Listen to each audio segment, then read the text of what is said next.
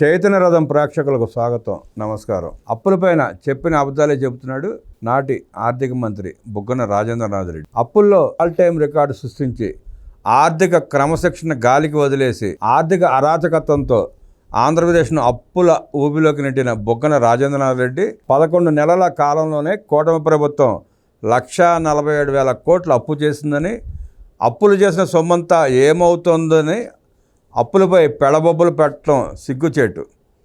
ఇంత పెద్ద ఎత్తున గతంలో ఏ ప్రభుత్వం అప్పు చేయలేదని కూటమి ప్రభుత్వంపై బుగ్గన విషం కక్కాడు. గత 5 ఏళ్లు జగన్ చేసిన అప్పులు చూసి రిజర్వ్ బ్యాంకే భయపడి వణికిపోయింది.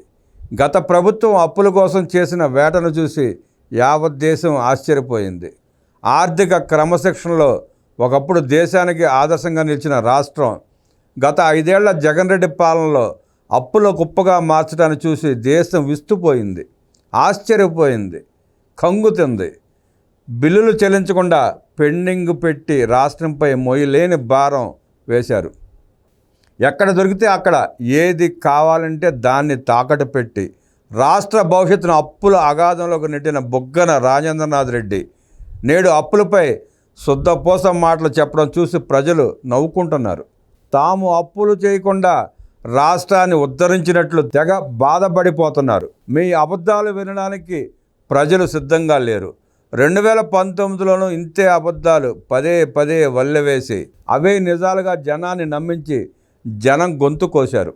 అప్పులు చేసి రాష్ట్రాన్ని నిలువుగా ముంచిన బుగ్గన రాజేంద్రనాథ్ రెడ్డి రాష్ట్రంపై ప్రేమ తన్నుకొచ్చేసి ఆస్కార్ లెవెల్లో జీవించేస్తున్నాడు. తమ పాపాలను చంద్రబాబు ప్రభుత్వానికి చుట్టాలని అబద్ధాలకు తెగబడుతున్నాడు. జగన్ రెడ్డి ప్రభుత్వ అప్పుల పురాణం అంతులేదని ఆర్థిక అరాచకత్వంతో నవ్యాంధ్రను నుగ్గు చేశారు. రాష్ట్ర ఖజానాకు రావాల్సిన ఆదాయాన్ని వైసీపీ నాయకులు తమ ఖజానాకు మళ్లించారని, అందుకే రాష్ట్రం అప్పుల కుప్పగా మారిందని, అప్పులు పెరిగి ఆదాయం లేదనే వాస్తవాలు నీతి ఆయోగ్ సర్వే వెల్లడించింది. ఆర్థిక క్రమశిక్షణకు సమాధి కట్టి పాడియావు పొదుగు కోసి పారేసినట్లు పాలన సాగించారని, ప్రభుత్వం ప్రజాధనానికి ధర్మకర్తగా వ్యవహరించాలన్న స్ఫూర్తి కొల్లబోయిందని, ఏపీని వైసీపీ ప్రభుత్వం దివాళా అంచుకు ఈడ్చిందని, ప్రభుత్వ ఆర్థిక అరాచకం మూలంగా దేశంలోనే 18 పెద్ద రాష్ట్రాల జాబితాలో ఏపీ ఆర్థిక ఆరోగ్య అట్టడుగు నుంచి 2వ స్థానంలో నిలిచిందని నీతి ఆయోగ్ నివేదిక వెల్లడించింది. జగన్ రెడ్డి ఆర్థిక అరాచకానికి ఏపీ ఎదుర్కొన్న ఆర్థిక సంక్షోభ తీవ్రతను కళ్లకు కట్టింది నీతి ఆయోగ్. గత ప్రభుత్వం అడ్డగోలుగా తెచ్చిన రాష్ట్ర అప్పులు భరించలేని స్థాయికి పెరిగిపోయాయని, రాష్ట్రం అప్పులు కుప్పగా మారిందని, వాటిని చెల్లించలేని స్థాయికి రాష్ట్ర ఆర్థిక పరిస్థితి దిగజారిందని నీతి ఆయోగ్ ఆర్థిక ఆరోగ్య సూచిక 2025 నివేదికను 16వ ఆర్థిక సంఘం చైర్మన్ అరవింద్ పనగారియా విడుదల చేశారు. ప్రభుత్వ గ్యారంటీ ఉన్న రుణాలు కూడా వెల్లడించలేదని, పెండింగ్ బిల్లులు కూడా పరిగణలోకి తీసుకుంటే రాష్ట్ర అప్పులు మరింత ఎక్కువగా ఉంటాయని నీతి ఆయోగ్ నివేదిక వెల్లడించింది. అప్పులలో ఉన్న వృద్ధి రాష్ట్ర స్థూల ఉత్పత్తిలో లేదు. అప్పుల వృద్ధిలో మాత్రం వైసీపీ ప్రభుత్వం హయాంలో 42% పెరిగింది. ఆ మేరకు రాష్ట్ర స్థూల ఆదాయం మాత్రం పెరగలేదు.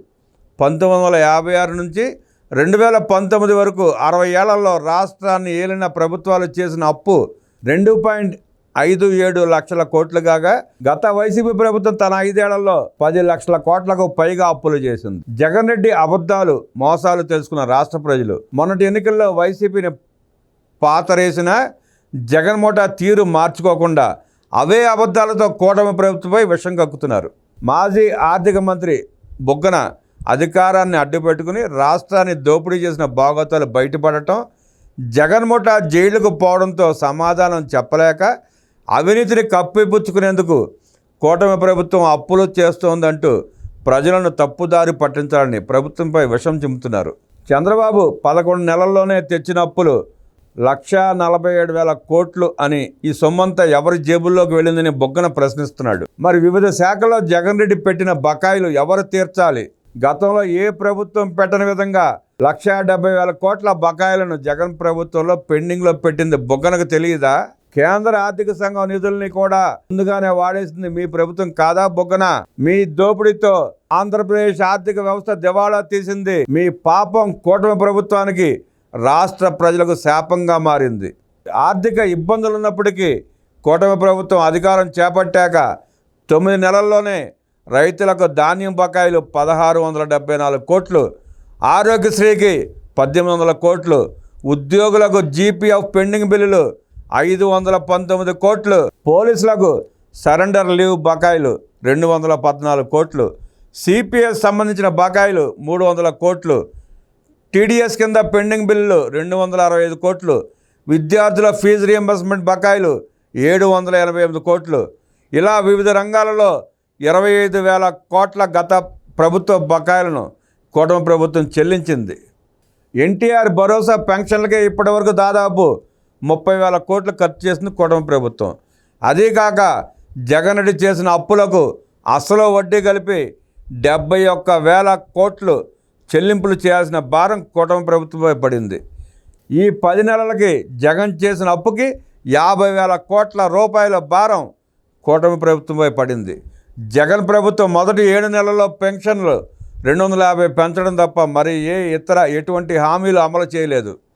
చంద్రబాబు ప్రభుత్వం పెన్షన్ ఒకేసారి 1,000 రూపాయలు పెంచి 4,000 1వ తేదీన ఇస్తోంది. ఇందుకు ఏడాదికి 34,000 కోట్లు, 5 ఏళ్లలో 170,000 కోట్లు పెన్షన్లకు ఖర్చు చేయడం ఇది దేశంలోనే రికార్డ్. 204 అన్నా క్యాంటీన్లను ప్రారంభించి పేదల ఆకలి తీరుస్తోంది. దీపం 2 కింద 90 లక్షలకు పైగా మహిళలకు ఉచిత గ్యాస్ సిలిండర్లు సరఫరా చేస్తోంది. పౌర సరఫరాల శాఖ మార్క్ఫెడ్ నుంచి 8,000 కోట్ల రుణం అని చెప్తున్నారు. ఇందులో జగన్ పెట్టి వెళ్ళిన ధాన్యం బకాయిలు 1,674 కోట్లు కూటమి ప్రభుత్వం తీర్చింది. ఈ సీజన్లో రాష్ట్రంలో 5,08,261 మంది రైతుల నుంచి 31,93,769 మెట్రిక్ టన్నుల ధాన్యాన్ని కొనుగోలు చేసి 7,354.37 కోట్లు రైతుల ఖాతాల్లో 24 గంటల్లోనే కూటమి ప్రభుత్వం జమ చేసింది. జగన్ రెడ్డి హయాంలో మార్క్ఫెడ్ రుణాలను దారి మళ్లించింది. అమరావతి పేరుతో 52,000 కోట్లు అప్పు చేస్తున్నారని అబద్ధాలు చెబుతున్నారు. ప్రపంచ బ్యాంక్ ఇస్తున్న అప్పు 15,000 కోట్లతో రాష్ట్రానికి సంబంధం లేదు. ఈ అప్పు రాష్ట్ర ప్రభుత్వ అప్పుగా చెప్పడం జగన్ ముఠ అబద్ధాలకు నిదర్శనం. అమరావతికి హడ్కో ఇచ్చే రుణం 11,000 కోట్లు కూడా పూర్తిగా సిఆర్డీఏ లావాదేవీలు. అమరావతి భూముల మీద వచ్చే 2 లక్షల కోట్ల ఆదాయంతో సిఆర్డీఏ తీరుస్తుంది. రాష్ట్ర ప్రభుత్వానికి ఏమాత్రం సంబంధం లేదు. జగన్ రెడ్డికి మళ్ళీ చంద్రబాబు అప్పులు చేసి 500 కోట్లతో ఋషికొండపై ప్యాలెస్లు కట్టుకోలేదు. ఇంటి చుట్టూ కోట్లు పెట్టి ఇనప కంచెలు కట్టుకోలేదు. జూన్ 2024 నాటికి రాష్ట్ర ప్రభుత్వ బడ్జెట్ అప్పులే 6,46,531 కోట్లు కాగా 2 లక్షల కోట్లకు పైనే బడ్జెటేతర అప్పులు ఉన్నాయి. ఇవి కాక పెండింగ్ బిల్లులు మరో 1,70,000 కోట్లు. జగన్ ఆర్థిక అరాచకత్వంతో మొత్తం 12 లక్షల కోట్లకు చేరాయి అప్పులు. ఏడాదికి చెల్లించాల్సిన అసలు వడ్డీ కలిపి 71,881 కోట్లు. 2024 జూన్ నాటికి ఆంధ్రప్రదేశ్ రాష్ట్ర అప్పులు బకాయిలు కోట్లలో ప్రభుత్వ అప్పు 4,38,278 కోట్లు. పబ్లిక్ డెబిట్లో 80,914 కోట్లు. కార్పొరేషన్ల అప్పు 2,48,677 కోట్లు. పౌర సరఫరాలకు బకాయిలు 36,000 కోట్లు. విద్యుత్ శాఖ బకాయిలు 34,267 కోట్లు. సరఫరాదారులకు బకాయిలు 1,13,244 కోట్లు. ఉద్యోగులకు బకాయిలు 21,980 కోట్లు. సింకింగ్ ఫండ్ లోటు 1,196 కోట్లు. ఒక్క విద్యుత్ రంగంలో అప్పులు ఉన్నాయి. మొత్తం 9,74,556 కోట్లు.